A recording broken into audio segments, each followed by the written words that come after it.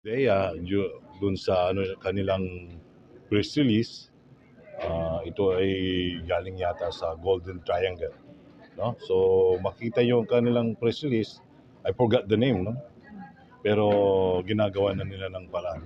Hopefully, ini-encourage pa rin natin yung mga ating mga community na nasa laylayan, nasa seashore, coastal, para makipag-ugnayan sa ating kapulisan.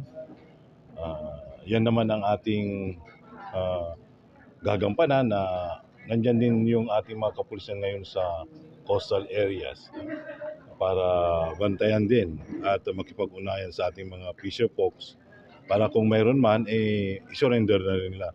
Huwag na silang maging part ng trabaho namin later on. Pag hindi nila sinurrender, meron silang other iniisip, so huwag na lang sana. No? Otherwise, kasi sila ang magiging trabaho natin.